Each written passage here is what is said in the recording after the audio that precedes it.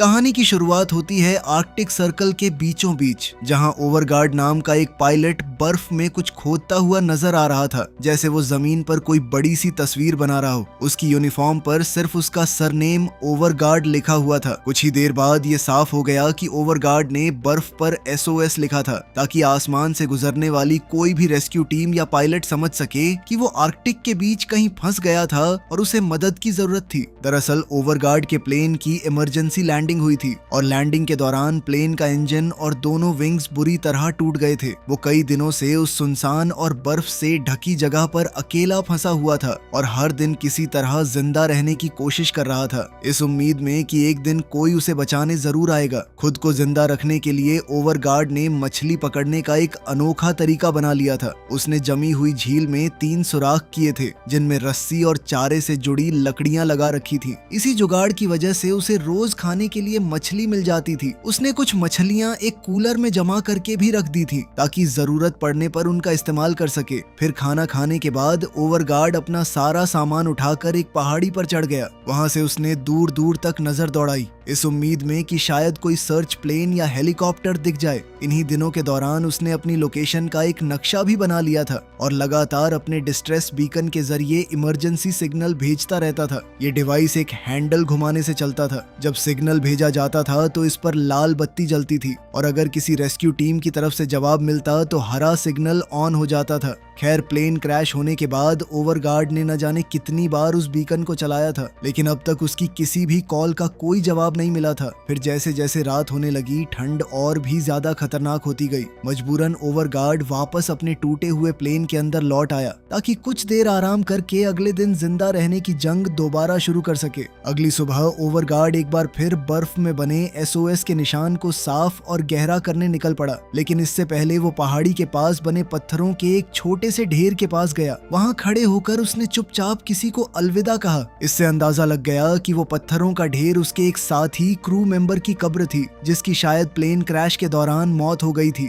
अपने साथी को आखिरी विदाई देने के बाद ओवरगार्ड दोबारा SOS वाले निशान के पास लौट आया और आसपास पड़े ज्यादा से ज्यादा पत्थर हटाकर उन लेटर्स को और भी साफ बनाने लगा। आखिर में ओवरगार्ड दोबारा जमी हुई झील के पास गया, ताकि देख सके कि उसके जाल में और मछलियां फंसी थी या नहीं। लेकिन वहां पहुंचते ही उसने देखा कि सारे हुक्स बिल्कुल खाली थे। इतना ही नहीं, एक सुराख के पास उसे बर्फ पर किसी बहुत बड़े जानवर के पंजे का निशान भी दिखा। ये देखते ही ओवरगार्ड को शक हुआ कि आसपास कोई पोलर बेयर घूम रहा था। डर के मारे वो तुरंत भागकर अपने प्लेन के अंदर घुस गया और दरवाजा बंद करके चुपचाप इंतजार करने लगा, जब तक उसे यकीन नहीं हो गया कि बाहर सब कुछ ठीक था। जब उसे लगा कि फिलहाल कोई खतरा नहीं था, तो वो एक बार फिर पहाड़ी पर चढ़ गया और डिस्ट्रेस बीकन को चला दिया। हर बार की तरह इस बार भी वो हरा सिग्नल जलने का इंतजार करता रहा, लेकिन इस बार भी नतीजा वही निकला, कोई जवाब नहीं मिला। फिर निराश होकर ओवरगार्ड ने आसपास का इलाका देखना शुरू किया। तभी दूर उसे एक बहुत बड़ा पोलर बेयर नजर आया, जो शिकार की तलाश में इधर उधर घूम रहा था। अब उसके पास और कोई चारा नहीं था, इसलिए ओवरगार्ड वापस प्लेन के अंदर लौट आया और अगले दिन की तैयारी के लिए सो गया। अगले दिन भी उसकी जिंदगी का रूटीन वही रहा, लेकिन अब तक कोई रेस्क्यू टीम उस तक नहीं पहुंची थी और उसके पास बची मछलियों का स्टॉक भी धीरे धीरे खत्म होता जा रहा था। अब उसके पास सिर्फ एक आखिरी उम्मीद बची थी, बार बार डिस्ट्रेस सिग्नल भेजना। कई घंटों तक लगातार कोशिश करने के बाद ओवरगार्ड लगभग हार मान चुका था, लेकिन तभी अचानक डिस्ट्रेस बीकन पर हरा सिग्नल जल उठा। ये देखते ही ओवरगार्ड की आंखों में उम्मीद लौट आई, क्योंकि इसका मतलब था कि किसी ने उसका सिग्नल रिसीव कर लिया था। अब वो तुरंत बाहर भागा और दूर आसमान की तरफ देखा। वहाँ एक हेलीकॉप्टर उस इलाके के ऊपर उड़ता हुआ नजर आ रहा था। एक पल भी गवाए बिना ओवरगार्ड उसकी तरफ दौड़ा और स्मोक फ्लेयर जला दी, ताकि हेलीकॉप्टर वाले उसकी लोकेशन आसानी से देख सकें। खुशकिस्मती से हेलीकॉप्टर क्रू की नजर ओवरगार्ड पर पड़ गई और उन्होंने लैंडिंग की तैयारी भी शुरू कर दी। लेकिन तभी तेज बर्फीले तूफान ने हेलीकॉप्टर का बैलेंस बिगाड़ दिया। पायलट ने उसे संभालने की पूरी कोशिश की, लेकिन हालात हर पल और खराब होते गए। आखिरकार मजबूरन उसे इमरजेंसी लैंडिंग करनी पड़ी और हेलीकॉप्टर बर्फ पर बुरी तरह टकराते हुए क्रैश हो गया। ये देखते ही ओवरगार्ड बिना देरी किए क्रैश साइट की तरफ दौड़ पड़ा। हेलीकॉप्टर के अंदर पहुंच पहुंचकर उसने देखा कि पायलट टकराव की वजह से लगी गहरी चोटों की वजह से पहले ही दम तोड़ चुका था। इसके बाद उसे हेलीकॉप्टर के अंदर एक दूसरी क्रू मेंबर मिली जो अभी जिंदा थी, लेकिन उसके पेट पर बहुत गहरा जख्म था। ओवरगार्ड ने तुरंत हेलीकॉप्टर के फर्स्ट एड किट से जरूरी सामान निकाला और एक मेडिकल स्टेपलर की मदद से उसके जख्म को बंद कर दिया। इससे उसका खून बहना तो रुक गया, लेकिन बाहर बर्फीला तूफान हर गुजरते पल के साथ और भी ज्यादा खतरनाक होता जा रहा था। अब हालात ऐसे थे कि प्लेन तक वापस लौटना नामुमकिन था, इसलिए ओवरगार्ड के पास सिर्फ एक ही रास्ता बचा।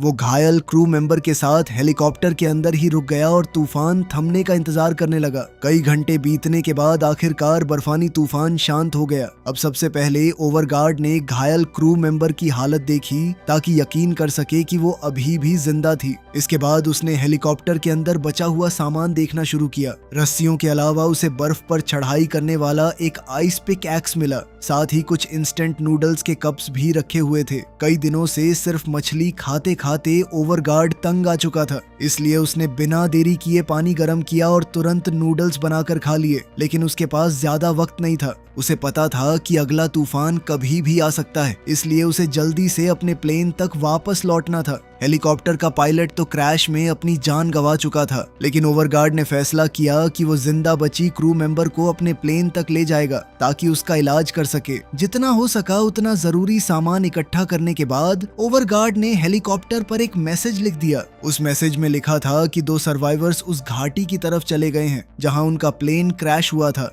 उसकी उम्मीद थी कि अगर कोई रेस्क्यू टीम हेलीकॉप्टर तक पहुंची तो वो ये मैसेज पढ़कर उन्हें ढूंढने आ जाएगी। इसके बाद ओवरगार्ड ने घायल क्रू मेंबर को साथ लिया और धीरे धीरे अपने प्लेन की तरफ चल पड़ा। प्लेन तक पहुंचने के बाद उसने उस लड़की से उसका नाम पूछा, लेकिन वो उसकी भाषा ठीक से समझ नहीं पा रही थी। उसने बस एक ही शब्द कहा, पायलट। दरअसल वो अपने साथी पायलट के बारे में पूछना चाहती थी। ये सुनकर ओवरगार्ड ने उदास होकर बताया कि हेलीकॉप्टर का पायलट जिंदा नहीं बच सका। फिर उसने उससे प्लेन के अंदर आराम करने को कहा और बताया कि वो हेलीकॉप्टर की एक बार और तलाशी लेने जा रहा था। जैसे ही वो लड़की सो गई, ओवरगार्ड दोबारा क्रैश साइट की तरफ निकल गया। वहां पहुंचकर उसने देखा कि हेलीकॉप्टर पायलट की लाश अब पूरी तरह बर्फ से ढक चुकी थी। पहले की तरह इस बार भी ओवरगार्ड ने उसकी लाश को बर्फ में दफना दिया और ऊपर कुछ पत्थर रख दिए ताकि उसे इज्जत के साथ विदाई दे सके।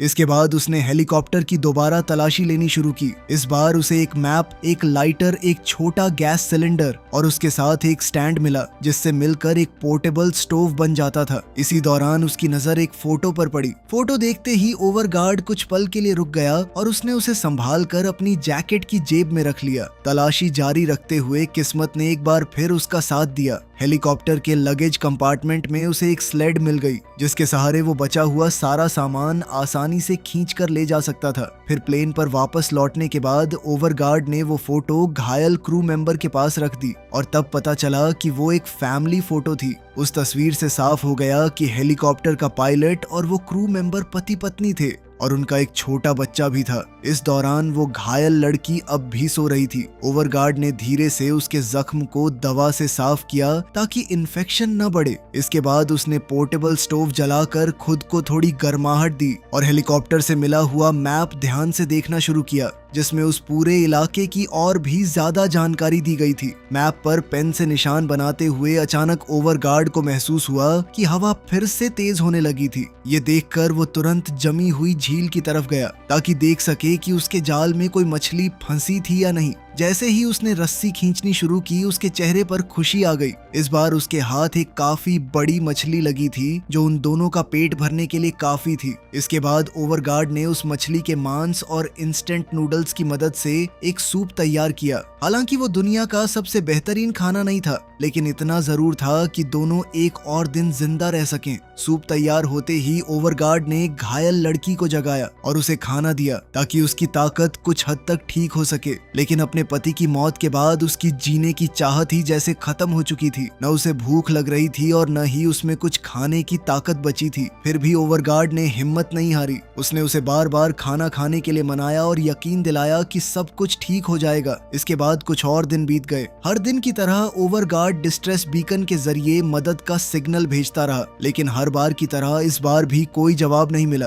अब वो सोचने लगा कि आखिर इस लड़की की जान कैसे बचाई जाए। उसकी हालत लगातार खराब होती जा रही थी। रात भर वो लगातार खांसती रहती थी, जिससे साफ था कि उसकी तबीयत और बिगड़ रही थी। फिर अगली सुबह ओवरगार्ड उसकी देखभाल कर रहा था कि तभी अचानक उस लड़की ने उसका हाथ पकड़ लिया। ये उसकी तरफ से ओवरगार्ड का शुक्रिया अदा करने का एक तरीका था। ये देखकर ओवरगार्ड के अंदर एक नई उम्मीद जाग उठी और उसने ठान लिया कि चाहे कुछ भी हो वो उसे यहाँ से जिंदा बाहर निकालेगा। उसने एक बार फिर मैप खोला और ध्यान से रास्ता देखना शुरू किया। मैप के मुताबिक सबसे नजदीकी गांव तक पहुंचने में कई दिन लगने वाले थे, लेकिन पहाड़ों के बीच से एक छोटा शॉर्टकट भी था जिससे वो लोग शायद थोड़ी जल्दी वहां पहुंच सकते थे। आखिरकार ओवरगार्ड ने अपनी किस्मत आजमाने का फैसला कर लिया। सबसे पहले उसने और भी ज्यादा रस्सियां और हुक्स लगाकर मछलियां पकड़ने की तैयारी की, ताकि जितना हो सके उतना खाना जमा कर सके। इसके बाद उसने सारा जरूरी सामान स्लेड पर रख दिया और अब भी सो रही घायल लड़की को भी उसी पर लिटा दिया। उसे सर्दी से बचाने के लिए ओवरगार्ड ने उसे एक स्लीपिंग बैग के अंदर अच्छी तरह लपेट दिया और निकलने से पहले उसने अपने प्लेन पर एक आखिरी मैसेज लिख दिया। उस मैसेज में लिखा था कि दोनों सर्वाइवर्स एक गांव की तलाश में निकल गए हैं और उन्हें मदद की जरूरत है। आखिरकार ओवरगार्ड ने स्लेड से एक रस्सी बांधी, उसे अपने कंधों पर टिकाया और उसे खींचते हुए बर्फ के उस खत्म न होने वाले रेगिस्तान की तरफ चल पड़ा। लेकिन कुछ दूर जाने के बाद जब उसने ध्यान से मैप देखा तो उसे एहसास हुआ कि वो गलत दिशा में जा रहा था। ये समझते ही ओवरगार्ड तुरंत वापस प्लेन के पास लौटा, अपना लिखा हुआ मैसेज ठीक किया और इस बार उत्तर की तरफ बढ़ गया। अब वो घुटनों तक जमी बर्फ को चीरते हुए लगातार आगे बढ़ने लगा। काफी देर चलने के बाद उसने दोबारा मैप देखा, तब उसे पता चला कि मंजिल अभी भी बहुत दूर थी। फिर भी ओवरगार्ड ने हिम्मत नहीं हारी। उसने रुककर घायल लड़की को थोड़ा पानी पिलाया और फिर दोबारा सफर शुरू कर दिया। कई और घंटे बीत गए और दोनों सर्वाइवर्स सफर का दूसरा हिस्सा भी पार कर चुके थे, लेकिन अब धीरे धीरे रात होने लगी थी। इसलिए ओवरगार्ड ने बर्फ खोदकर एक छोटी सी गुफा बनानी शुरू की ताकि दोनों रात भर ठंड से बच सकें। उसने लड़की को दोबारा कुछ खाना और पानी दिया। इसके बाद दोनों उसी बर्फ की गुफा में सो गए, इस उम्मीद के साथ कि रात भर कोई पोलर बेयर उन तक न पहुंच जाए। अब अगली सुबह एक बार फिर दोनों का सफर शुरू हुआ। ओवरगार्ड ने इस बार और भी गर्म कपड़े पहने और अपने चेहरे पर मास्क लगा लिया, क्योंकि एक और तेज बर्फानी तूफान उनकी तरफ बढ़ रहा था। फिर रास्ते में अचानक उसकी नजर बर्फ में दबे एक पुराने सामान पर पड़ी। एक पल के लिए उसे लगा कि शायद ये किसी और सर्वाइवर का सामान होगा, लेकिन जब उसने पास जाकर देखा तो वो हैरान रह गया। ये वही सामान था जो कुछ दिन पहले आर्कटिक को अकेले पार करने की कोशिश के दौरान उससे छूट गया था। एक बॉक्स के अंदर उसे अपना पुराना आईडी कार्ड भी मिल गया। उस कार्ड से पता चला कि ओवरगार्ड ईए नाम की एक एक्सपेरिमेंटल एयरक्राफ्ट एसोसिएशन का हिस्सा था। ये एक ऐसी एसोसिएशन थी जहां लोग अलग अलग तरह के एयरक्राफ्ट बनाते, उन्हें रिस्टोर करते और उड़ाते थे, लेकिन वो एयरक्राफ्ट आर्कटिक के खतरनाक मौसम को झेल नहीं पाया और आखिरकार क्रैश हो गया। अब उस हादसे पर पछताने का कोई फायदा नहीं था, इसलिए ओवरगार्ड ने अपना सामान उठाया और मंजिल तक जल्दी पहुंचने की उम्मीद में दोबारा चल पड़ा। सफर जारी रहा, लेकिन कुछ देर बाद उसके सामने एक बहुत बड़ा बर्फ से ढका पहाड़ आ गया। हैरानी की बात यह थी कि उस पहाड़ का जिक्र मैप में कहीं भी नहीं था। फिर भी ओवरगार्ड ने हार नहीं मानी। उसने हेलीकॉप्टर से मिला हुआ आइस पिकैक्स निकाला और उसकी मदद से धीरे धीरे पहाड़ पर चढ़ना शुरू कर दिया। काफी मेहनत के बाद वो चोटी पर पहुंच गया, जहां उसे दूसरी तरफ जाने के लिए एक सीधा रास्ता मिल गया। सबसे पहले उसने रस्सी की मदद से अपना सारा सामान ऊपर खींच लिया। इसके बाद उसने वही तरीका स्लेड पर लेटी घायल लड़की के साथ भी अपनाने की कोशिश की, लेकिन ये काम उसकी सोच से कहीं ज्यादा मुश्किल निकला। चाहे वो कितनी भी ताकत लगाता, स्लेड का वजन इतना ज्यादा था कि वो उसे ऊपर खींच ही नहीं पा रहा था। इसी दौरान रस्सी अचानक ओवरगार्ड के हाथों से फिसल गई और स्लेड तेज रफ्तार से नीचे की तरफ फिसलने लगी। एक आखिरी कोशिश में ओवरगार्ड ने पूरी ताकत लगाकर रस्सी खींचने की कोशिश की, लेकिन उसकी सारी मेहनत बेकार गई और स्लेड पहाड़ के बिल्कुल नीचे जा पहुंची। अब ओवरगार्ड समझ चुका था कि इस रास्ते से स्लेड को ऊपर खींचना नामुमकिन था, इसलिए मजबूरन उसे ये रास्ता छोड़ना पड़ा और पहाड़ के चारों तरफ से घूमकर एक लंबा रास्ता चुनना पड़ा।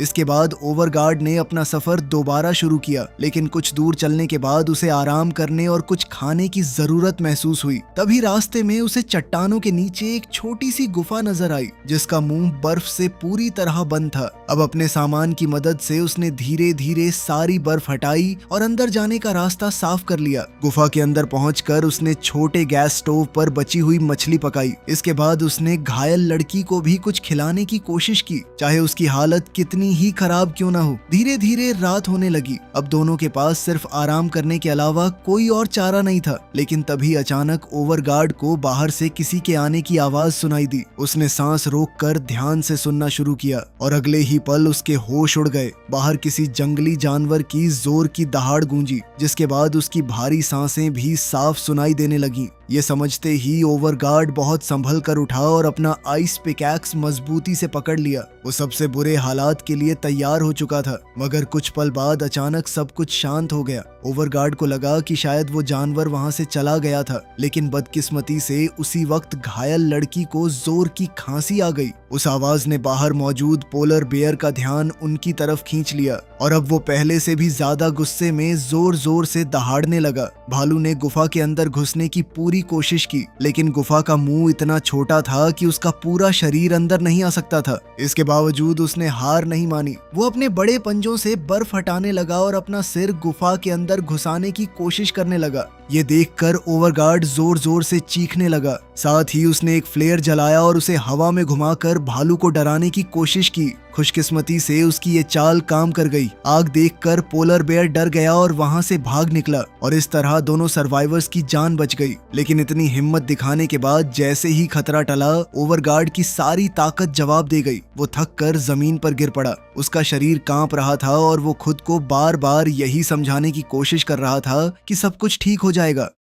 इसी तरह एक और दिन बीत गया। फिर सुबह होते ही ओवरगार्ड गुफा से बाहर निकला और आसपास का जायजा लेने लगा। खुशकिस्मती से कहीं भी पोलर बेयर का कोई निशान नहीं था, लेकिन वो अच्छी तरह जानता था कि ये जगह बिल्कुल भी महफूज नहीं थी। अगर भालू दोबारा लौट आया तो हो सकता था कि अगली बार उनकी किस्मत इतनी अच्छी ना हो। इसके बाद ओवरगार्ड ने एक बार फिर स्लेड की रस्सी अपने कंधों पर रखी और उस पर लेटी घायल लड़की को खींचते हुए उस सुनसान बर्फीली वादी में आगे बढ़ने लगा। लेकिन ये रास्ता जैसे खत्म होने का नाम ही नहीं ले रहा था। तभी अचानक पूरे इलाके में एक खतरनाक बर्फानी तूफान शुरू हो गया। तेज हवा और उड़ती हुई बर्फ की वजह से ओवरगार्ड को कुछ भी दिखना बंद हो गया था, इसलिए मजबूरन उसे वहीं रुकना पड़ा। इस बार आसपास कोई गुफा भी नहीं थी जहां वो पनाह ले सके और ऐसे मौसम में आगे बढ़ना सिर्फ उसकी बची कुची ताकत भी खत्म कर देता। आखिरकार उसके पास सिर्फ एक ही रास्ता बचा। वो घायल लड़की के साथ उसी स्लीपिंग बैग के अंदर घुस गया ताकि दोनों एक दूसरे की बॉडी हीट से जिंदा रह सके। इस बेइंतहा मुश्किल हालात में कई घंटे धीरे धीरे गुजरते रहे। आखिरकार तूफान थम गया, लेकिन तब तक दोनों सर्वाइवर्स पूरी तरह बर्फ से ढक चुके थे। ओवरगार्ड धीरे से स्लीपिंग बैग से बाहर निकला और सबसे पहले अपना सामान चेक करने लगा ताकि देख सके कि उस तेज तूफान ने कुछ नुकसान तो नहीं किया। इसी दौरान उसकी नजर अपनी पानी की बोतल पर पड़ी, लेकिन बोतल के अंदर का पानी पूरी तरह जम चुका था। उसे पिघलाने का सिर्फ एक ही तरीका था। ओवरगार्ड ने बोतल को अपनी जैकेट के अंदर रख लिया ताकि उसके शरीर की गर्मी से बर्फ पिघल सके। इसके बाद उसने स्लेड को दोबारा तैयार किया और एक और लंबे सफर के लिए निकल पड़ा। कुछ देर बाद वो एक ऐसे इलाके में पहुंच गया जहां बर्फ बहुत ही नरम थी। इस वजह से स्लेड को खींचना और भी मुश्किल हो गया था। हर कदम के साथ उसकी थकान बढ़ती जा रही थी, इसलिए मजबूरन उसे एक चट्टान के पास फिर से रुकना पड़ा। वहां पहुंचकर उसने छोटी सी आग जलाई ताकि दोनों को थोड़ी गर्माहट मिल सके। इसके बाद उसने घायल लड़की से कहा कि वो उसके हाथ मजबूती से पकड़े। उसका मकसद था कि दोनों के हाथों की गर्मी से खून का बहाव बना रहे, लेकिन लड़की अब भी बेहोश थी। उसकी सांसें भी पहले से कहीं ज्यादा भारी चल रही थी। ये देखकर साफ लग रहा था कि उसकी तबीयत लगातार बिगड़ती जा रही थी। थोड़ी देर बाद ओवरगार्ड ने उसके जख्म को दोबारा चेक किया और तब उसके डर ने सच का रूप ले लिया। हर गुजरते दिन के साथ वो जख्म और भी ज्यादा इन्फेक्टेड होता जा रहा था। इतना ही नहीं, उसने देखा कि लड़की के मुंह से खून भी निकल रहा था। अब ओवरगार्ड को डर सताने लगा कि शायद उसके पास ज्यादा वक्त नहीं बचा था। बहुत सोचने के बाद उसने एक बेहद मुश्किल फैसला लिया। उसने तय किया कि वो लड़की को वहीं छोड़कर अकेले ही गांव की तरफ जाएगा, क्योंकि वो जानता था कि इन हालात में दोनों साथ रहे तो शायद कोई भी जिंदा नहीं बच पाएगा। इसलिए वो सिर्फ अपना जरूरी सामान लेकर लेकर अकेला ही आगे बढ़ने लगा। लेकिन कुछ ही दूर चलने के बाद उसकी नजर एक अजीब चीज पर पड़ी। बर्फ के बीच एक चट्टान थी जिसके ऊपर रंग बिरंगे फूल खिले हुए थे। ये देखकर ओवरगार्ड हैरान रह गया। जब वो उसके पास जाने लगा तभी अचानक उसके पैरों के नीचे की बर्फ टूट गई और देखते ही देखते वो सीधा एक गहरे गड्ढे में जा गिरा। कुछ मिनट बाद ओवरगार्ड की आंख खुली। उसने खुद को एक अंधेरी गुफा के अंदर पाया, लेकिन उसकी सबसे बड़ी मुश्किल ये थी कि उसका दायां पैर ठंड की वजह से एक चट्टान के साथ बुरी तरह जम चुका था। ओवरगार्ड ने पूरी ताकत लगाकर अपना पैर छुड़ाने की कोशिश की, लेकिन उसकी हर कोशिश नाकाम रही। वो 1 इंच भी हिल नहीं पा रहा था। इतनी मुश्किलों के बाद ऐसा लगने लगा था जैसे उसकी किस्मत में आर्कटिक के बीच अकेला मरना ही लिखा हो। लेकिन ओवरगार्ड ने इस ख्याल को अपने दिमाग पर हावी नहीं होने दिया। उसने बची हुई सारी ताकत जोड़कर एक बार फिर अपना पैर छुड़ाने की कोशिश की। दर्द इतना ज्यादा था कि उसे बर्दाश्त करना लगभग नामुमकिन था। फिर भी वो लगातार जोर लगाता रहा और आखिरकार उसका पैर बर्फ से आजाद हो गया। लेकिन इस दौरान उसके पैर में बहुत गहरी चोट आ चुकी थी। अब वो ठीक से चल भी नहीं सकता था। मजबूरन उसे बर्फ और पत्थरों के बीच घिसते हुए आगे बढ़ना पड़ा। खुशकिस्मती से कुछ देर बाद उसे गुफा से बाहर निकलने का रास्ता मिल गया। हालांकि वो इस मुसीबत से बाहर आ चुका था, लेकिन पैर की चोट की वजह से एक कदम भी आगे बढ़ाना उसके लिए बहुत मुश्किल हो गया था। इसके बाद ओवरगार्ड उसी जगह वापस गया जहां उसने घायल लड़की को छोड़ा था। उसने उसके पास रखी उसकी फैमिली फोटो उठाई। उसका इरादा था कि अगर वो कभी उसके बेटे तक पहुंच सका तो ये तस्वीर उसे दे देगा। लेकिन तभी एक हैरान कर देने वाली बात हुई। ओवरगार्ड ने देखा कि वो लड़की अब भी जिंदा थी। इतना ही नहीं, अब उसकी तबीयत पहले से थोड़ी बेहतर भी लग रही थी और वो उससे धीरे धीरे बात करने लगी। ये देखते ही ओवरगार्ड को अपनी गलती का एहसास हुआ। उसे अफसोस होने लगा कि उसने एक पल के लिए भी उसे अकेला छोड़ने का सोचा था। वो उसके सामने ही रो पड़ा और उससे माफी मांगने लगा। इसके बाद उसने उसे यकीन दिलाया कि सब कुछ ठीक हो जाएगा। फिर उसने स्लेड की रस्सी दोबारा अपने कंधों पर रखी और अपनी बुरी हालत के बावजूद सफर जारी रखने का फैसला किया। लेकिन निकलने से पहले उसने एक बार फिर अपने पैर के जख्म को देखा। अब वो उसकी सोच से भी ज्यादा खतरनाक हो चुका था। उसके पास उसका इलाज करने का कोई तरीका नहीं था, इसलिए उसने मजबूरन बर्फ और कपड़े की मदद से जख्म को बांध दिया ताकि खून बहना कम हो सके। इसके बाद ओवरगार्ड फिर से स्लेड खींचते हुए आगे बढ़ने लगा। अब उसके पास दर्द और थकान को नजरअंदाज करने के अलावा कोई और रास्ता नहीं था। सफर के दौरान एक जगह उसने अपनी बोतल में बचा हुआ आखिरी पानी घायल लड़की को पिला दिया। फिर उसने बोतल को बर्फ से भर लिया और अपनी बेइंतहा प्यास बुझाने के लिए खुद भी थोड़ी सी बर्फ मुंह में डाल ली। थोड़ी देर बाद उसने दोबारा मैप निकाला, लेकिन मैप देखकर उसका हौसला और टूट गया क्योंकि मंजिल अभी भी बहुत दूर थी। हर गुजरते कदम के साथ उसकी थकान उसके पूरे शरीर पर हावी होती जा रही थी और हालात तब और भी खराब हो गए जब वो सफर के एक ऊंचे हिस्से तक पहुंच गया। उसने लोहे की एक रॉड को सहारे की तरह इस्तेमाल करके ऊपर चढ़ने की कोशिश की, लेकिन उसके जख्मी पैर की वजह से हर कदम उसके लिए बेहद मुश्किल होता जा रहा था। आखिरकार ओवरगार्ड मजबूरन रुक गया और ये देखने लगा कि क्या उसका डिस्ट्रेस बीकन अब भी काम कर रहा था, लेकिन वो भी उस तेज बर्फानी तूफान में खराब हो चुका था। अब उसके पास मदद बुलाने का वो आखिरी जरिया भी नहीं बचा था। इसके बाद ओवरगार्ड घिसड़ते हुए पहाड़ी की चोटी की तरफ बढ़ने लगा, इस उम्मीद में कि शायद उसे आसपास कोई इंसान या मदद नजर आ जाए। जैसे ही वो ऊपर पहुंचा, उसकी नजर दूर एक हेलीकॉप्टर पर पड़ी जो कुछ ही दूर जाकर लैंड हुआ था। ये देखते ही उसके अंदर एक नई उम्मीद जाग उठी। वो बिना एक पल गंवाए स्लेड के पास लौटा और अपनी बची हुई सारी ताकत से उसे धक्का देते हुए पहाड़ी की चोटी तक ले गया। वहां पहुंचकर उसने पूरी ताकत से मदद के लिए चीखना शुरू कर दिया, लेकिन उसकी हालत इतनी खराब हो चुकी थी कि उसकी आवाज मुश्किल से ही बाहर निकल रही थी। अब उसके पास सिर्फ एक ही उम्मीद बची थी। उसने अपना आखिरी फ्लेयर जलाया और उसे हवा में हिलाते हुए बार बार इशारा करने लगा ताकि हेलीकॉप्टर की टीम उसे देख सके। लेकिन बदकिस्मती से हेलीकॉप्टर में वीडियो पसंद आई तो लाइक कर देना, चैनल को सब्सक्राइब कर लेना। मिलते हैं अगली वीडियो में।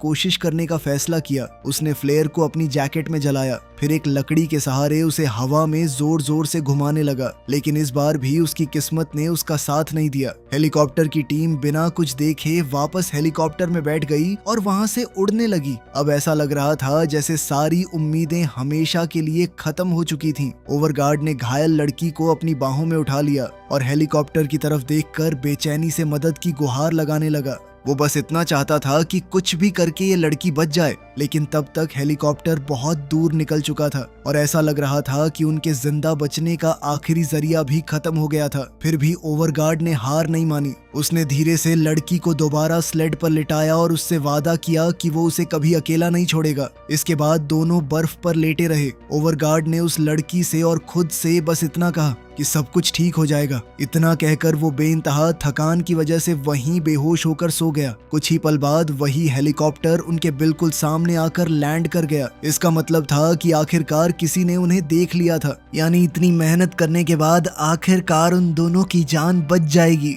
वीडियो पसंद आई तो लाइक कर देना, चैनल को सब्सक्राइब कर लेना। मिलते हैं अगली वीडियो में।